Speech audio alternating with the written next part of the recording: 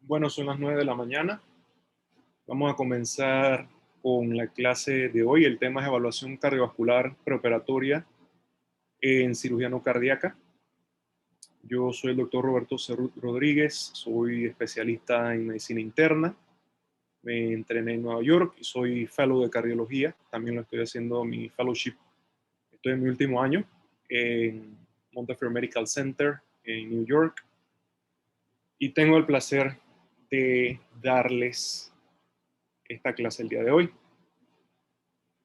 Vamos a proseguir. Como preámbulo, debo mencionar que el tema de evaluación preoperatoria pues, es un tema controversial porque hay muchos estudios, muchas revisiones, es un tema que cada cierto tiempo cambia. Hay diferentes formas de abordar el mismo tema. En esta clase nos vamos a basar en las recomendaciones del American College of Cardiology y del American Heart Association, ACC, AHA. Como ven aquí a la derecha están los logos.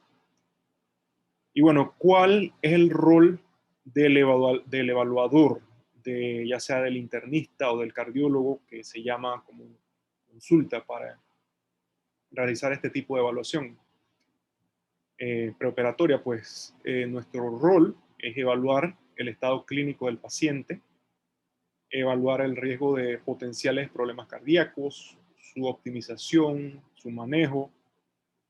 Y hay que recordar que es muy importante la comunicación con anestesiólogos, con cirujanos, con el equipo primario del paciente, para entender bien qué cirugía va a ser realizada, qué procedimientos se planean, y con los anestesiólogos para entender cuál es la manera de abordar y cuáles son las preocupaciones que ellos pueden tener en cuanto al paciente al momento de someterlo a anestesia, dependiendo del tipo de anestesia que necesite.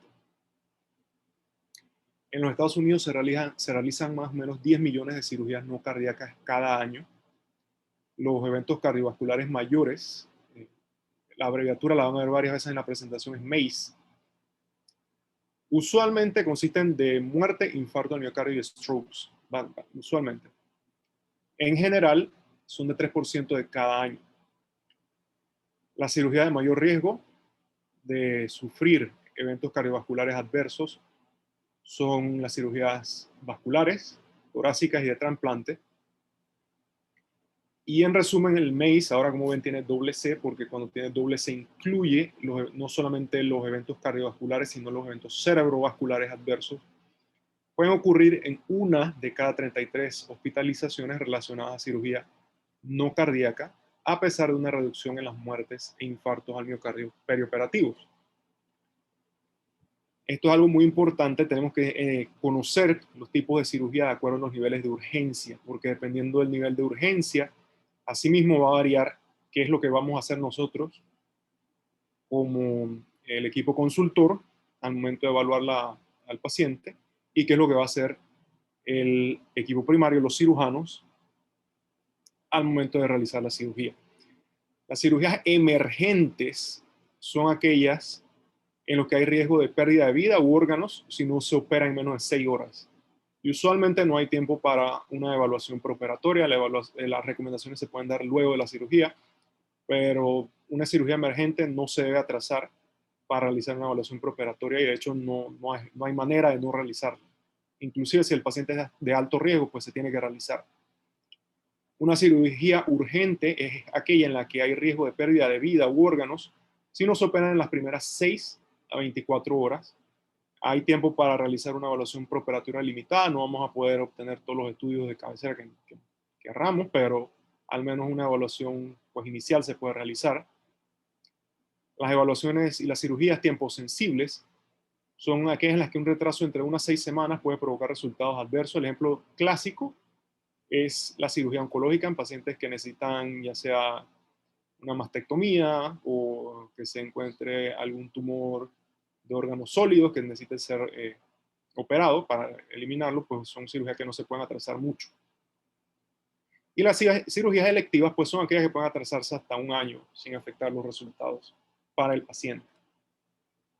De acuerdo al riesgo cardiovascular, solamente existen dos tipos de cirugía para el ASA y el AHA, para el Colegio Americano de Cardiología y el Colegio Americano del Corazón, Sociedad Americana del Corazón.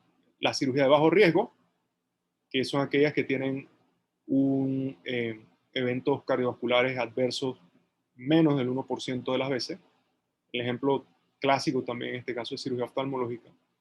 Y las cirugías de alto riesgo, que son aquellas que tienen un MACE de 1% o más. Y aquí les tengo las definiciones de MACE, que ya se las expliqué, del acrónimo. Sin embargo, la definición de MACE de los eventos cardiovasculares adversos va a variar de estudio a estudio. Entonces es importante que ustedes, al momento de leer el estudio, presten atención a la definición de las variables y vean cómo definen los autores de cada estudio esos MACE, porque puede variar un poco.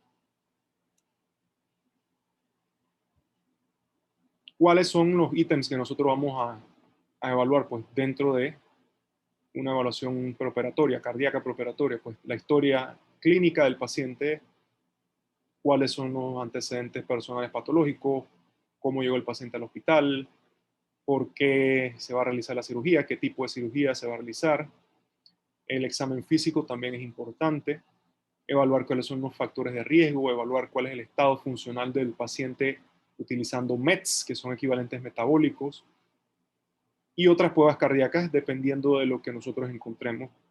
Pueden ser o no necesarias, como el electrocardiograma, la ecocardiografía, la prueba de esfuerzo y el tratamiento médico que el paciente puede estar realizando, estar tomando en su casa o que pueden necesitar, beta bloqueantes, estatinas, aspirinas, DAPT. DAPT significa Dual Antiplatelet Therapy, que es básicamente la terapia dual antiplaquetaria, y anticoagulación para las pacientes que tengan fibrilación auricular, entre otras cosas.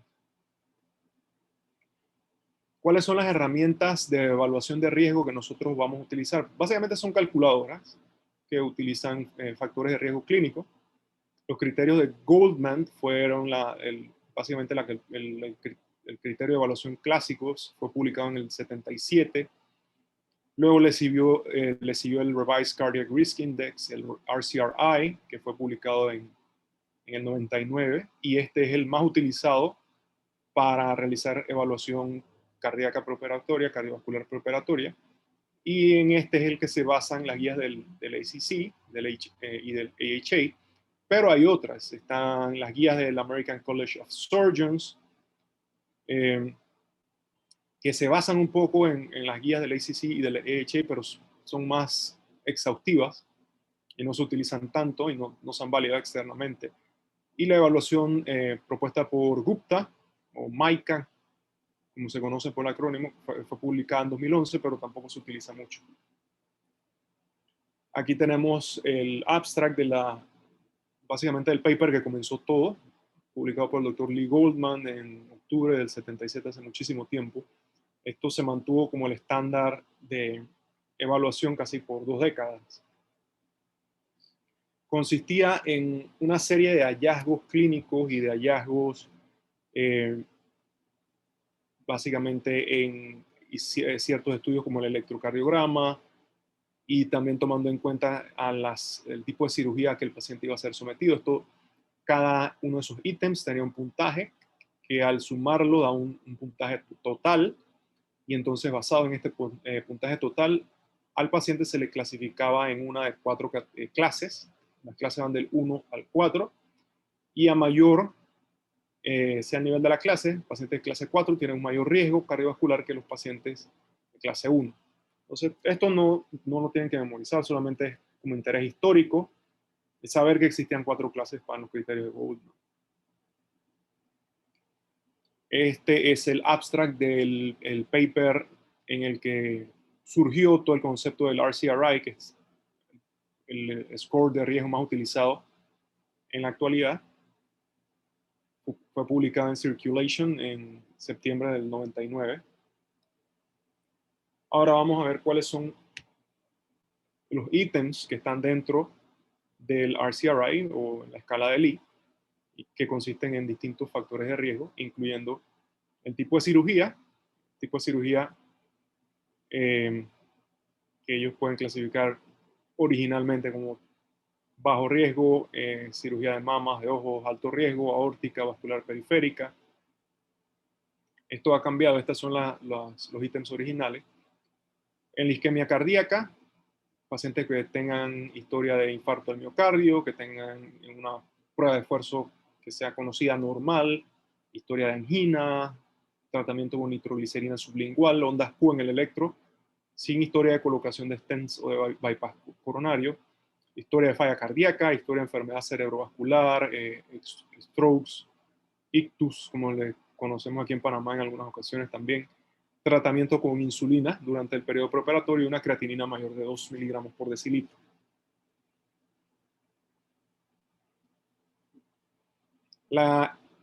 Los pacientes se van a clasificar de acuerdo a la cantidad de factores de riesgo que nosotros tengamos.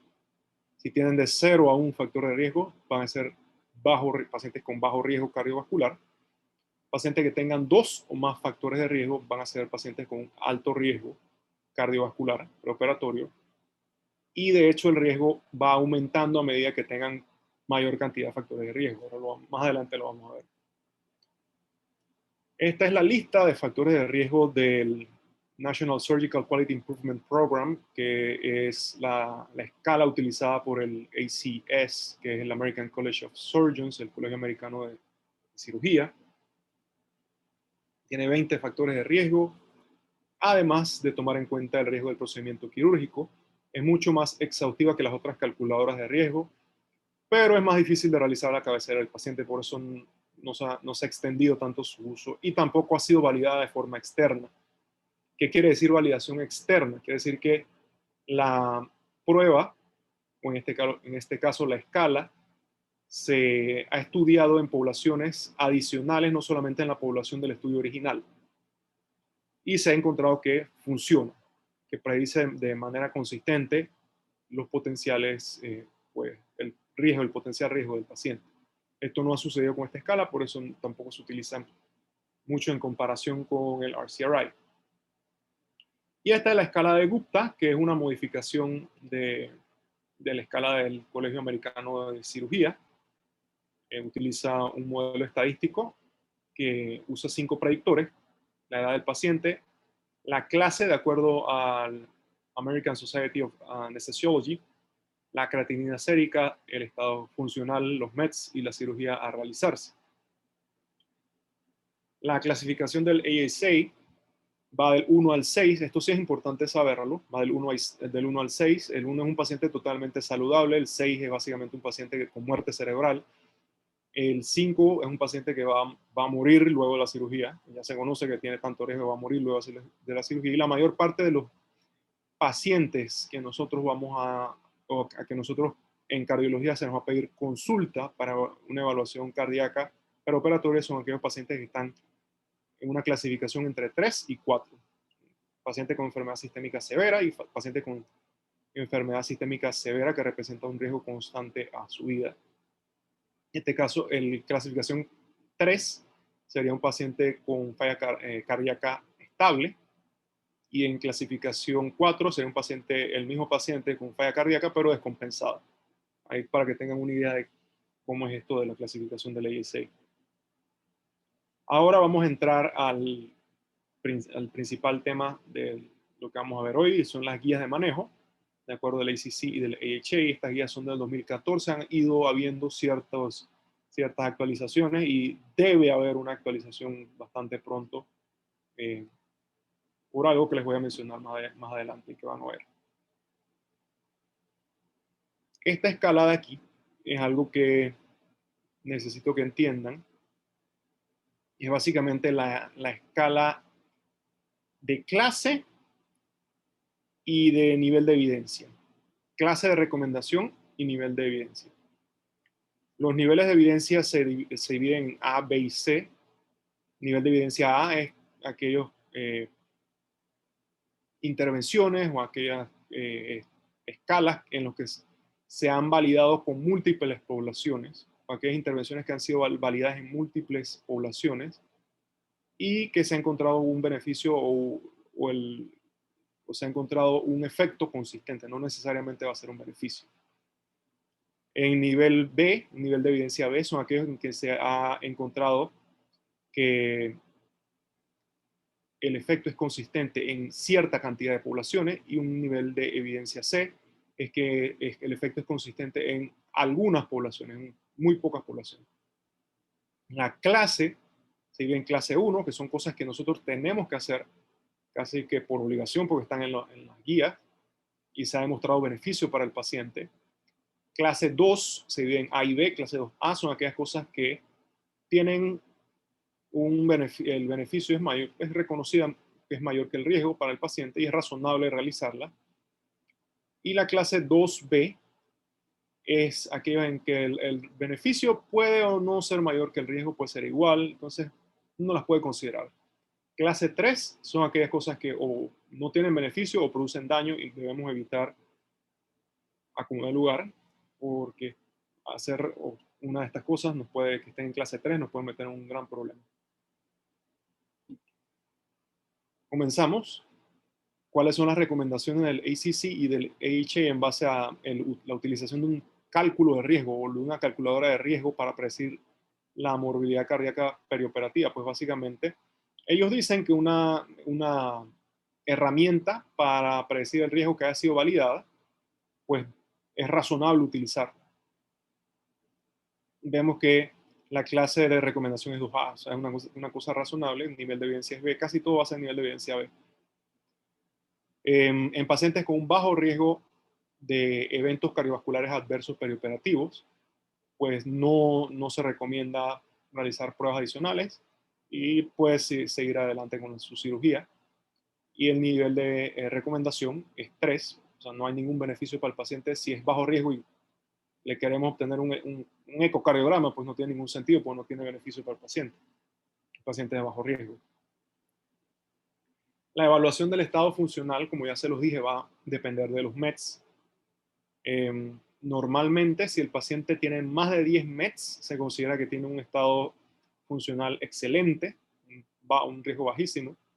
Si tiene más de 7 METs, es un estado funcional aceptable y el riesgo va a ser bajo. Entre 4 y 7 va a ser pues un riesgo moderado, y menor de 4 METs pues es un paciente de alto riesgo por su pobre estado funcional. Y son el paciente que tenemos que hacer más cosas, como vamos a ver más adelante, para poder completar la evaluación preoperatoria. La herramienta validada que nosotros debemos utilizar para evaluar el estado funcional del paciente es el DASI, el Duke Activity Status Index, que es básicamente una serie de preguntas donde ustedes le van a hacer al paciente preguntando si puede o no realizar una actividad. Si la puede hacer, pues van a ir sumando los puntos, y dependiendo de la cantidad de puntos, pues asimismo va a ser la cantidad de METs que el paciente va a tener.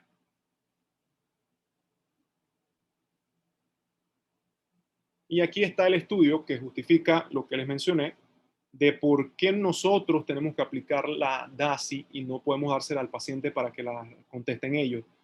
Porque es que los pacientes, y se ha demostrado de manera científica y con evidencia, los pacientes tienden a sobreestimar muchísimo su capacidad de esfuerzo en comparación con una evaluación realizada por un clínico, por un evaluador clínico con experiencia.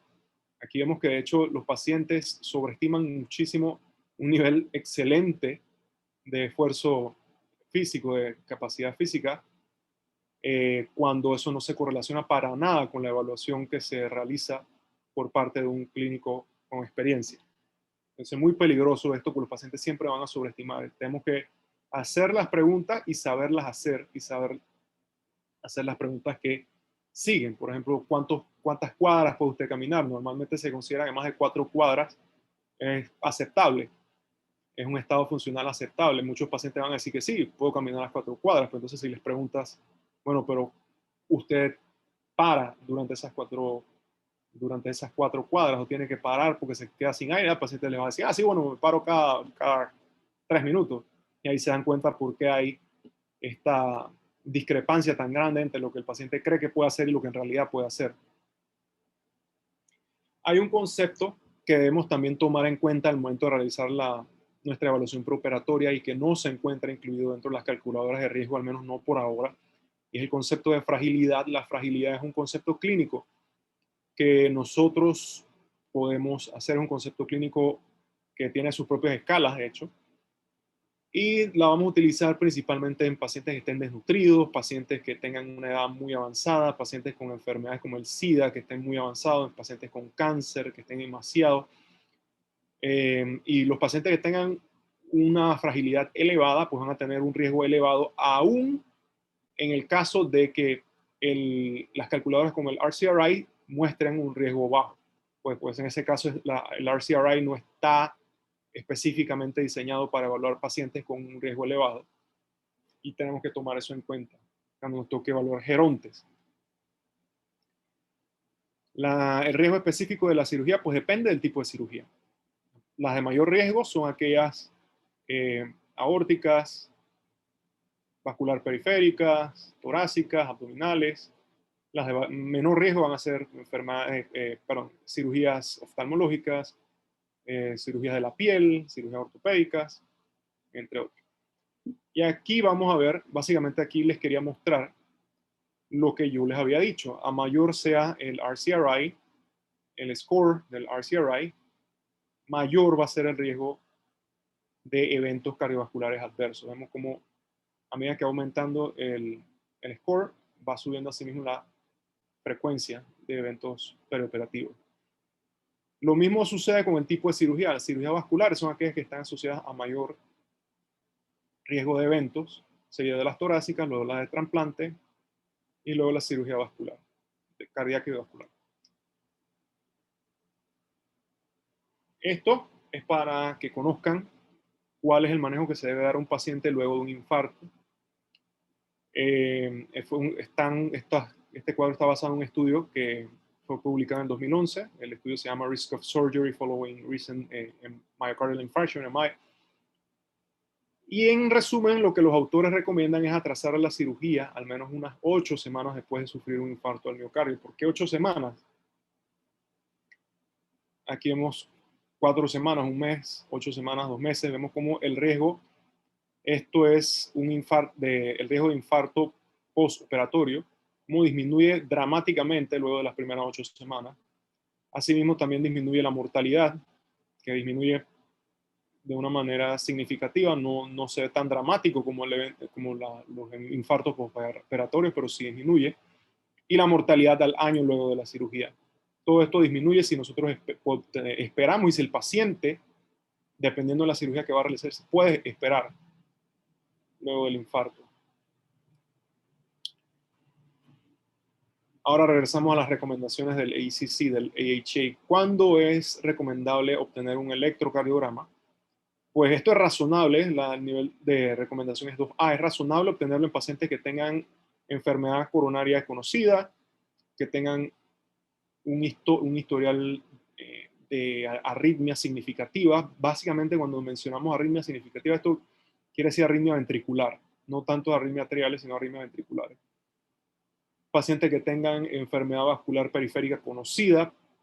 ¿Y cuál es la justificación de esto? Es que los pacientes con enfermedad vascular periférica van a tener un riesgo muchísimo mayor, creo que el riesgo es entre 7 a 9 veces mayor que los pacientes que no tienen enfermedad vascular periférica, de tener de manera concomitante una enfermedad coronaria no diagnosticada. Entonces esa es la justificación que se utiliza para decir que es razonable obtener un electro en estos pacientes. Pacientes con una historia de stroke, de ictus, o en pacientes con enfermedad estructural cardíaca conocida, por ejemplo, estenosis aórtica, regurgitación mitral. En eso se justifica, con la excepción de aquellos pacientes que van a ser sometidos a un procedimiento de bajo riesgo, como la cirugía oftalmológica. Esos pacientes no necesitan casi que nada. Pueden irse directo a hacer la cirugía sin mayor problema. ¿Cuándo no se recomienda? Pues de manera rutinaria, de acuerdo al ACC y del AHA, de manera rutinaria, pues no se recomienda utilizar un electrocardiograma. Esto es, principalmente, nosotros seguimos esta recomendación en pacientes ambulatorios, en pacientes que están hospitalizados, pues por el hecho mismo de estar hospitalizados, pues el costo de un electro pues, es casi nada. y el valor que tiene el electro en los pacientes es principalmente pronóstico, y la utilidad práctica para nosotros en cardiología es poder utilizarlo como comparación, como base, si luego de la cirugía el paciente sufre algún cambio. Entonces, ese es el valor principal del electro. En pacientes en la clínica, en los que ustedes van a tener que justificar por qué están enviando estudios tan básicos como un electro, pues entonces ahí sí tienen que seguir esto al dedillo, pero en pacientes que estén hospitalizados, pues simple y sencillamente obtengan el electro, que no les va a dar eh, ningún problema, ni le va a hacer daño al paciente. La vigilancia y manejo de los infartos al miocardio perioperatorios. Pues si el paciente se presenta con signos y síntomas de isquemia miocárdica o de infarto, dolor en el pecho, angina típica, pues por supuesto esto es obvio, es evidente, el nivel de recomendación es 1, el nivel de evidencia es A, es lo único que, creo que es el único ítem que vamos a ver con que sea una recomendación tan fuerte, pues obviamente vamos a hacer lo que las guías recomiendan y lo que se debe realizar para una evaluación de un paciente bajo sospecha de síndrome coronario agudo, pues obtener troponina sérica y obtener un electro, básicamente. Sin embargo, la utilidad de obtener o de hacer un screening con troponinas de manera postoperatoria en pacientes de alto riesgo todavía no se ha determinado si el paciente no tiene síntomas o signos de infarto o de un evento coronario. No, puede ser razonable, pero en verdad no conocemos mucho. En la práctica nosotros no recomendamos obtener troponinas luego de cirugía, porque la troponina, a medida que ha avanzado el tiempo, se ha ido volviendo un examen hipersensible que puede salir positivo aún cuando no estén ocurriendo síndromes coronarios. Y en ese caso, pues, no hay nada que nosotros podamos hacer al respecto. Tiene la troponina elevada, pues, ¿qué vamos a hacer? Por eso nosotros en la práctica no recomendamos que si el paciente no tiene algún síntoma sugestivo de infarto o de isquemia, tiene dolor en el pecho, no tiene falta de aire súbita, no tiene nada que, entonces, ¿para qué vamos entonces a empantanarnos con una información que no nos va a alterar en nada el manejo del paciente? Y como lección, deben recordar siempre que nunca deben enviar un estudio que ustedes no van a saber interpretar, nunca deben obtener laboratorios que ustedes no van a saber interpretar o no van a saber qué hacer con eso después, porque ahí es donde caen entonces y esto es para su vida clínica, ya para cuando ya ejerzan, ahí es donde salen los problemas, porque entonces te encuentras con cosas que no sabes qué hacer con eso y ahí estás en un problema. Para evaluar la función del ventrículo izquierdo, pues vamos a utilizar un ecocardiograma. Eso es básicamente lo que se quiere decir. Es razonable y de hecho es parte del manejo en pacientes con disnea de origen desconocido obtener un eco. Ese es como que uno de los primeros pasos. Si no es el primer, el segundo paso en pacientes con disnea de origen desconocido.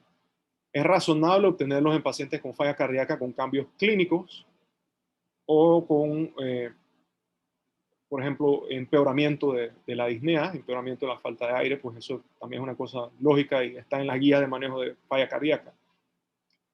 Sin embargo, la evaluación rutinaria de la función ventricular izquierda, obtener un eco de manera rutinaria no se recomienda. No se recomienda, ni siquiera en pacientes con historia de falla cardíaca. ¿Por qué? Porque es que una fracción de eyección baja solamente tiene un poder predictivo pues modesto en comparación con los factores de riesgo clínico y es una cosa que en verdad no beneficia mayormente al paciente. Si ustedes hacen una buena evaluación preoperatoria y el paciente no amerita un eco, pues no hay ningún beneficio en obtenerlo. ¿Cuál es el rol de la prueba de esfuerzo físico, de la prueba de ejercicio preoperatoria? Pues principalmente nos va a servir para evaluar la capacidad de ejercicio y para, obviamente, también descartar isquemia. Como les había mencionado, los pacientes de entre 7 y 10 METs pues, se considera bajo riesgo. Los de más de 10 METs son un riesgo excelente, o sea, no tienen nada, básicamente nada de riesgo. Y los que tienen menos de 4 METs son los que van a tener un riesgo aumentado de eventos cardiovasculares adversos. Para la imagenología cardíaca de esfuerzo, lo más utilizado son las pruebas nucleares. Ahora vamos a ver una. Y estas se utilizan, vamos a ver más adelante cuándo se deben utilizar. La prueba de esfuerzo físico como evaluación para isquemia miocárdica y capacidad funcional en pacientes que tengan riesgo cardiovascular elevado, más del 1% o más, y que tengan una capacidad de ejercicio excelente, mayor de 10 METs, es razonable pues ya no utilizar prueba de esfuerzo, porque para qué la van a hacer, ya el paciente mismo les ha dado en base a la evaluación que ustedes han hecho, que tiene una capacidad de ejercicio excelente, y ahí no vale la pena pues hacer esto. Y el nivel de recomendación es 2A, que es una cosa razonable. En pacientes que tienen un riesgo elevado, mayor del 1%, y que tienen una capacidad funcional desconocida, puede ser pues razonable realizar una prueba de esfuerzo. Si esto va a cambiar el manejo, puede ser razonable, pero en verdad, si el paciente está en sus 5 sentidos y les puede dar una historia clínica y ustedes pueden obtener la información en base al DASI, pues no va a ser necesario. Las pruebas de esfuerzo nucleares preoperatorias, pues estas sí se utilizan un poquito más frecuentemente y vamos a ver en qué momento se utilizan. Lo que quiero que sepan ahora mismo es que en los pacientes donde, y esto se cuantifica, el grado de isquemia, paciente con isquemia moderada a grande, pues van a tener un mayor riesgo de infarto al miocardio y de muerte cardiovascular que aquellos que no tienen esta isquemia. Una prueba normal tiene un alto valor predictivo negativo, y cuando hay defectos fijos que representan áreas del miocardio que están infartadas, hay un mayor riesgo de eventos cardiovasculares a largo plazo, pero el riesgo postoperatorio no aumenta tanto. Aquí, en esta prueba de esfuerzo nuclear, lo que vamos a ver es básicamente el ventrículo izquierdo. Los técnicos en cardiología nuclear, los técnicos en imagenología nuclear, ellos van a procesar esta imagen y se las van a enviar a ustedes las tienen que leer como cardiólogos. Es bien sencillo. Esto básicamente, lo que se ve como un donut es un corte transversal del ventrículo izquierdo. Lo que vemos así completamente lleno como naranja es el radioisótopo que se utiliza en la prueba de esfuerzo. El radioisótopo más común es el Cestamidi. Y aquí el paciente está en descanso. Aquí está en esfuerzo, estrés. Y vemos cómo cambia, cómo hay un área que se vuelve oscura, donde ya no se ve, que se pierde durante el esfuerzo, pero está presente durante el descanso. Esto representa isquemia. Esto es lo que nosotros llamamos isquemia en una prueba de esfuerzo nuclear.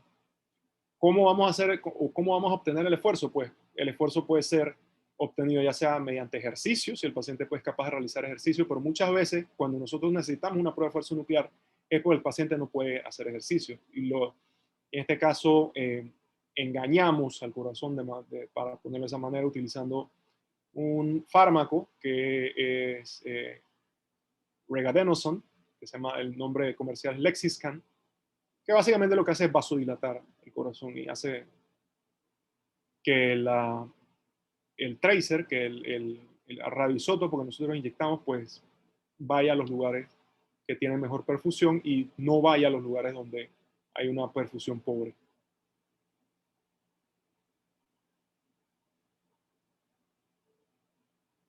La prueba de esfuerzo farmacológica preoperatoria es razonable en pacientes con riesgo elevado y que tienen pobre capacidad funcional, menos de 4 METs.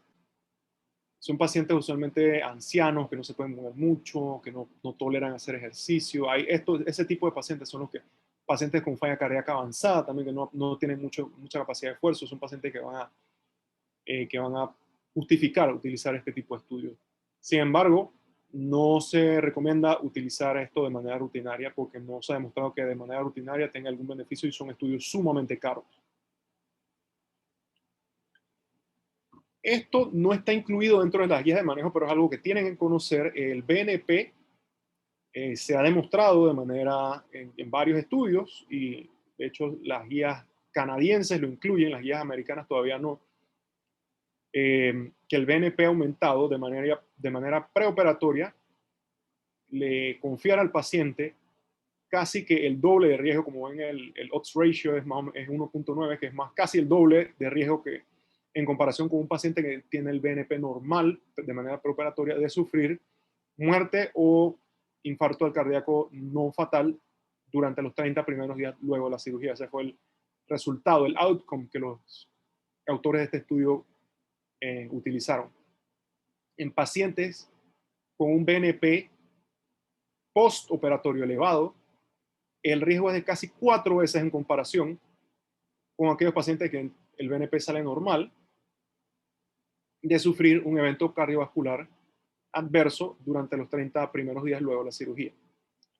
Entonces, la razón por la que el ACC y el AHA todavía no están convencidos de incluir al BNP como biomarcador dentro de sus guías es porque muchas veces, o sea, ya sabes que el paciente va a tener un mayor riesgo y pues, ¿qué vas a hacer? Pues, los canadienses incluyen eso dentro de su guía y, bueno, el paciente tiene más riesgo y, bueno, ¿qué vas a hacer al respecto? Nadie sabe. Entonces, como que no vale la pena tener ese pedazo de información si no vas a saber qué hacer con ello. Porque el costo-beneficio no se justifica. Ahora vamos a ver el rol de la terapia médica para disminuir los eventos perioperatorios. Vamos a ver las beta-bloqueadores, estatinas, ciertos antiplaquetarios, algunos anticoagulantes. Una de las cosas más importantes que tienen que saber acerca de los beta-bloqueadores es que no deben ser iniciados el día de la cirugía. ¿Por qué? Porque aumentan la mortalidad. Entonces, inician un beta-bloqueador el día de la cirugía, van a matar al paciente. Así de sencillo. Esto se demostró de manera significativa en el POISE trial, que tuvieron que pararlo pues, antes de tiempo porque se comenzaron a dar cuenta que los pacientes se les estaban muriendo demasiado en el brazo que estaba recibiendo metoprolol succinato en cirugía no cardíaca. Entonces, pues de ahí, debido a esto, ya nosotros sabemos que el beta bloqueador no debe ser iniciado el día de la cirugía. Pero esto no quiere decir que no haya un rol para los beta bloqueadores. ¿Cuál es ese rol? Pues pacientes que estén utilizando beta bloqueadores de manera crónica, que esa es una medicina de la casa, tienen que continuar tomando sus beta bloqueadores, inclusive el día de la cirugía. ¿Cómo se hace eso? Pues en la mañana, antes de la cirugía, el paciente se le da un vasito de agua pequeño y que se tome su beta bloqueador, no hay ningún problema. Así de sencillo. Lo demás, pues son cosas que pueden ser o no razonables. Yo en lo personal no doy recomendación al momento de hacer mis evaluaciones de que el paciente que va a ser sometido a una cirugía se le inicie pues un beta bloqueador si no ha estado en beta bloqueadores antes. Usualmente los pacientes que nosotros vemos van a estar hospitalizados. Algunos se ven en la clínica, pero la mayor parte del tiempo tú los ves hospitalizados. Entonces, pues ahí, si el paciente no estaba tomando beta bloqueadores antes, pues nosotros vamos a iniciar en ese momento. Entonces, es una cosa que se va a hacer después. ¿Por qué? Por el riesgo elevado que hay. Las estatinas, pues, de nuevo, si el paciente estaba tomando estatinas antes, desde la casa se continúa. También durante el día de la cirugía se les da. Si iniciar de manera perioperativa las estatinas es razonable en pacientes que van a ser sometidos a cirugía vascular. Y esto es porque estos pacientes ya tienen básicamente pues, una enfermedad vascular periférica o no diagnosticada. Es razonable utilizarla en ese caso. Y en pacientes pues, que van a ser sometidos a procedimientos, cirugía de elevado riesgo, pues puede o no iniciarse. Yo no recomiendo que se inicie la estatina porque en verdad no hay mucha evidencia a favor de eso. ¿Qué pacientes pues, van a necesitar ser evaluados preoperatoriamente por cardiología? Pacientes que tengan historia de falla cardíaca estable o que se presenten con una falla cardíaca descompensada. Pacientes que estén sufriendo un síndrome coronario agudo, lo cual pues, se cae bajo su propio peso, la cardiología tiene que verlo. Nadie va a llevar al salón de operaciones a un paciente que se esté infartando, con muy pocas excepciones, a menos que sea una disección aórtica tipo A, que en ese caso pues, es por compresión de las coronarias, ahí entonces ya es harina otro costal. Pacientes que tengan historia de arritmia, especialmente si se trata de arritmias ventriculares. Muchas veces también les pueden poner consultas para evaluación preoperatoria de pacientes que tienen arritmias atriales, fibrilación atrial. pero o sea, la recomendación más fuerte es si tienen arritmias ventriculares o si hay alguna enfermedad valvular severa. La estenosis mitral por enfermedad reumática, pues es una cosa que yo creo que acá en Panamá todavía se ve bastante. En Estados Unidos no se ve tanto, se ve, pero no tanto. Y bueno, la estenosis aórtica severa también, que eso allá sí se ve bastante porque la población está bastante envejecida. El manejo de los pacientes con falla cardíaca diagnosticada pues va a variar dependiendo de la etiología.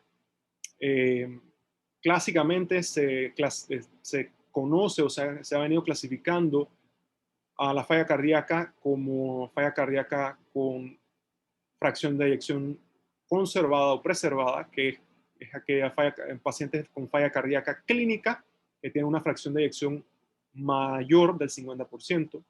Falla cardíaca reducida, con una fracción de eyección reducida son aquellos que tienen una fracción de eyección menos del 40%. Eso varía dependiendo del estudio, pero usualmente entre 40 y 35%. Y hay algunos que tienen, bueno, enfermedades estructurales como la cardiomiopatía hipertrófica obstructiva, que también pues tiene manejo especial. Y esas son pues cosas que nosotros tenemos que optimizar antes de cualquier cirugía electiva. Una situación única ocurre en los pacientes con falla cardíaca y una fracción de eyección disminuida, y es que todos los anestésicos generales tienen un efecto inotrópico negativo. Los anestesiólogos, ellos agradecen bastante cuando tienen este paso de la información porque ellos cambian las drogas que van a utilizar durante la cirugía para evitar deprimir tanto el corazón. Los antiplaquetarios en el periodo perioperativo, pues los pacientes que ya estén recibiendo aspirina como prevención secundaria, es decir, luego de un evento cardiovascular, luego de un infarto o luego de un evento cerebrovascular, luego de un stroke, deben continuar recibiendo aspirina a menos de que el riesgo de sangrado sea prohibitivo. Con las técnicas quirúrgicas contemporáneas, pues el riesgo de sangrado en verdad con aspirina ya pues casi que se ha vuelto nada. Y es muy raro que en verdad los cirujanos te pidan que tú pares una aspirina en un paciente que la necesita. Lo mismo no ocurre en pacientes que están tomando inhibidores de antiplaquetarios de la clase P2 y E12, que inhiben ese receptor en las plaquetas, que son los más comunes, son el clopidogrel, también conocido como Plavix, o el ticagrelor, que nosotros usamos bastante. Yo creo que aquí en Panamá no está tan fácilmente disponible, pero se le conoce como Brilinta el nombre comercial. Ahora, la recomendación del ACC y del AHA dice que debemos dar terapia dual por los 6 primeros meses luego de colocar un stent. Y esto es con los stents de segunda generación. Esto va a cambiar. Esto no demora mucho en cambiar. ¿Por qué? Porque la ingeniería de los stents ha mejorado muchísimo. Y de hecho, hace unos 3 o 4 meses ya salió el primer stent que en pacientes que tienen riesgo de sangrado alto pueden utilizar la terapia dual antiplaquetaria, el DAPT, no le decimos, por un mes. Y luego de eso, pues, cambian a un solo antiplaquetario y siguen con ese. Usualmente se utiliza el antiplaquetario, el inhibidor del P2 y E12. No se usa la aspirina en ese caso, pero si se tiene que usar la aspirina, pues se puede utilizar. Un puntito que quiero tocar aquí es que la aspirina, utilizada como prevención primaria, es decir, para prevenir un evento, no ha demostrado pues, que la relación riesgo-beneficio sea muy convincente. ¿Por qué? Porque el riesgo de sufrir un sangrado gastrointestinal en pacientes que en realidad no han sufrido un evento que justifique el uso de la aspirina es mayor que el potencial beneficio. Entonces, como que no vale la pena. Los pacientes que me llevan a mí a la clínica de cardiología, que están tomando aspirina y no tienen pues nada que lo justifique en ese momento, pues no es como prevención secundaria, yo sencillamente se las quito. Yo le digo que dejen de tomarla porque no vale la pena. No hay suficiente evidencia a favor de eso.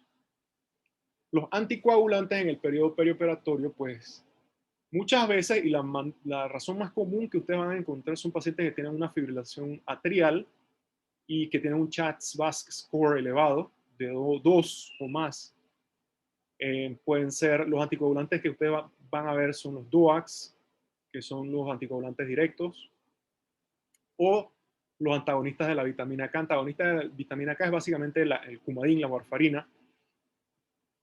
Los DOACs tienen la ventaja de que tienen una vida media bastante corta, duran unos cuantos 3 a 4 días y ya pueden realizar cualquier cirugía que quieran.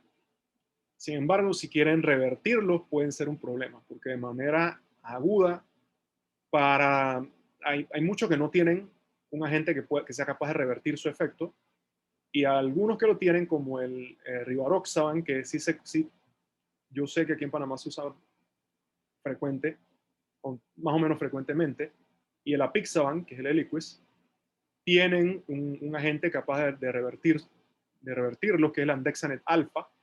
Es una infusión que cuesta más de $100,000 por dosis, y no todos los hospitales lo tienen. Obviamente, pues es carísimo, eso no se puede utilizar en todos los casos. En el caso de los antagonistas de la vitamina K, que como ya les dije, son Coumadin, warfarina, en Europa usan el fencrumol, se puede revertir el efecto utilizando pues, plasma fresco congelado, vitamina K oral, que funciona igualito que la vitamina K intravenosa. No hay en verdad necesidad de utilizar vitamina K intravenosa, dependiendo del nivel de urgencia de la cirugía.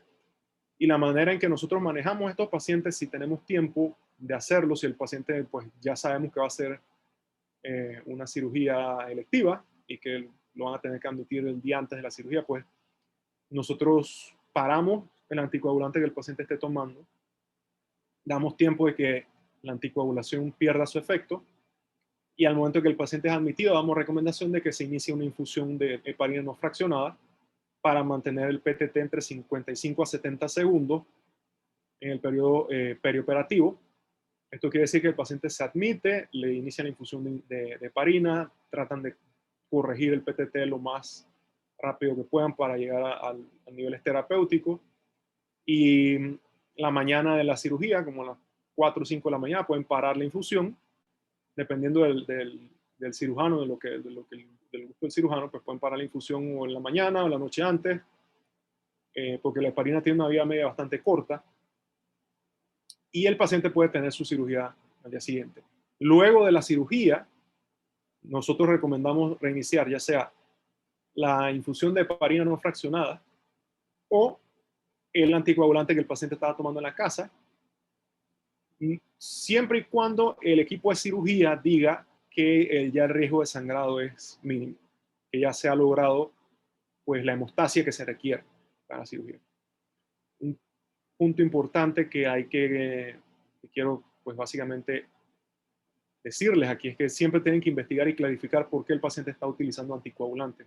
No deben asumir que todo paciente recibiendo anticoagulación está recibiendo la porfirilación atrial. Entonces esto es importante, ya sea llamar al médico que recetó el medicamento, saber por qué lo recetó.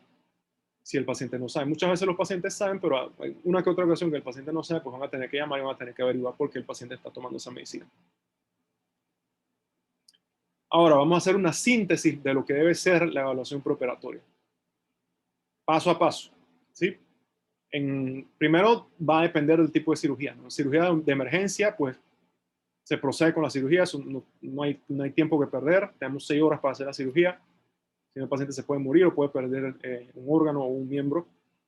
La optimización del riesgo se lleva a cabo luego de la cirugía en el postoperatorio, y es una cosa que tienen que saber ustedes, que el cirujano debe saber, y que el cirujano, como el que va a realizar la cirugía, le tiene que hacer saber al paciente.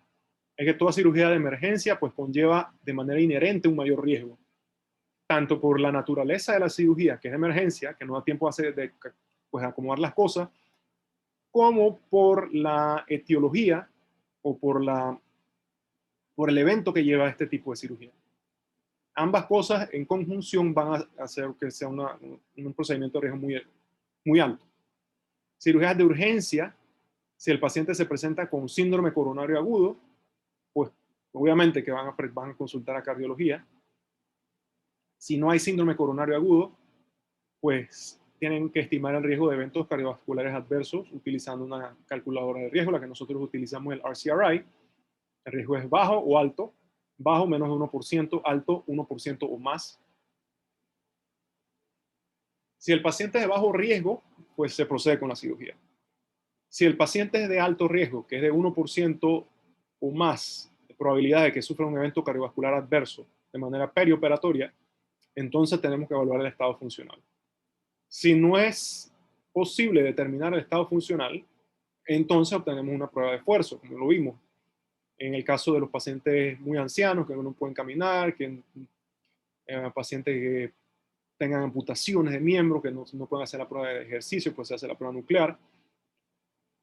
Otras circunstancias especiales que si hay situaciones clínicas que pueden cambiar el manejo de un paciente, pues entonces ahí hay pruebas adicionales que nosotros tenemos que realizar, como una ecocardiografía, un prueba de esfuerzo. La disnea de etiología desconocida, ya les dije que pues ustedes se hagan las guías del manejo y el primer paso creo que es el segundo paso es obtener un ecocardiograma. Pacientes que se presentan con angina típica o síntomas de angina inestable, pues son pacientes de alto riesgo. Algo que deben saber es que no hay nada que reemplace el juicio clínico que ustedes van a ir desarrollando a lo largo de su entrenamiento y de su carrera. Las guías clínicas son guías, ¿sí? No son la Biblia, no son una cosa que nosotros estamos totalmente atados a ellos. Debemos respetarlas, debemos basarnos en las guías de manejo porque esas se escriben en base a evidencia, pero debemos individualizarlas a cada paciente, ¿sí? La mejor forma de disminuir el riesgo de cualquier evento es tener una población saludable. Nuestro rol como médicos en la comunidad es educar y guiar a nuestros pacientes y tratar de educar y guiar a la comunidad. Debemos ser líderes dentro de nuestras comunidades. Y la medicina del siglo XXI es una medicina colaborativa. Ningún profesional es una isla. Ya en la época de los sabios, pues, habían médicos que pensaban saberlo todo, ya no existe.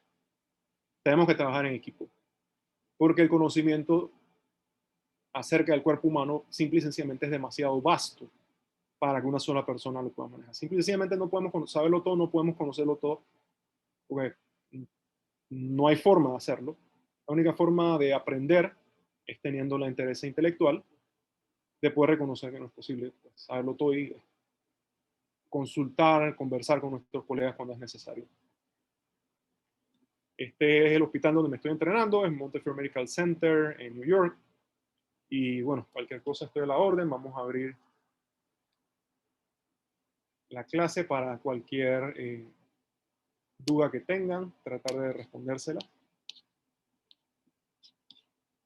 Deja de compartirla. Doctor, lo siento, doctor, una consulta. Cuando usted estaba hablando de la anticoagulación, quisiera como estar segura, ¿se le quita el anticoagulante para que, dependiendo de su vida media, para que el día de la operación vuelva a la coagulación a su estado normal y ese día se le da heparina en la mañana? No, mira, eso depende. Eso de la heparina es en pacientes que necesitan estar continuamente anticoagulados. Pacientes con fibrilación atrial con alto riesgo de eventos embólicos, tú necesitas, o una de las alternativas que tú puedes hacer, nosotros como cardiólogos no vamos a decirle, bueno, quítale todo de manera hasta que ya sale de cirugía. Porque se supone que si tú estás consultando a un subespecialista, lo estás consultando por el manejo de los detalles. ¿Sí? Y manejar los detalles implica que saber dar esas cositas así, esas pequeñas cosas que tal vez un internista no vaya a saber manejar. Y una de esas es que el paciente tú puedes manejarlo, lo puedes admitir y puedes darle, comenzar una infusión de heparina, conversar con cirugía de que, bueno, cuando ustedes prefieren que paremos la heparina para que, por un lado, proteger el mayor tiempo posible al paciente con fibrilación atrial de que vaya a sufrir un stroke, porque hay pacientes que tú le quitas la anticoagulación y al día siguiente les da un stroke y estás en problema. Eso yo lo he visto pasar.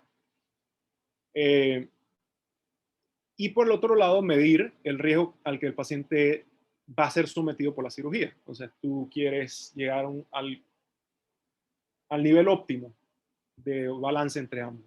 Por eso es que nosotros damos esa recomendación. No es para todos los pacientes, solamente para pacientes que de verdad necesiten estar anticoagulados todo el tiempo. Otro caso sería, por ejemplo, un paciente que tenga un trombo en el ventrículo izquierdo. Esos pacientes son un riesgo elevadísimo.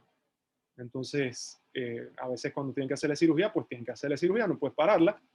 Y en esos casos también se recomienda pues seguir la anticoagulación con heparina no fraccionada, pues la heparina no fraccionada tiene una vida media bien corta, en verdad, que son como 45 minutos, pero eso depende del gusto del cirujano y depende de la cirugía que ellos como la van a realizar y tú les preguntas a ellos cuándo quieren que no haya nada de anticoagulación y así mismo entonces tú determinas cuándo van a parar heparina.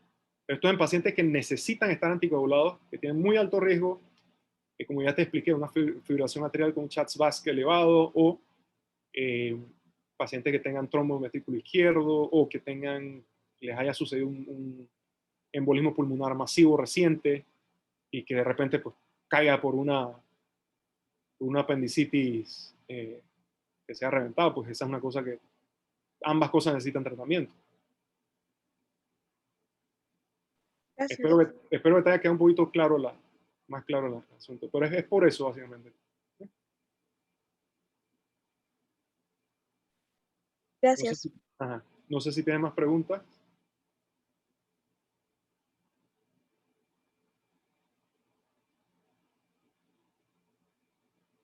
¿Hay alguna otra persona que quiera hacer alguna pregunta o todos ya?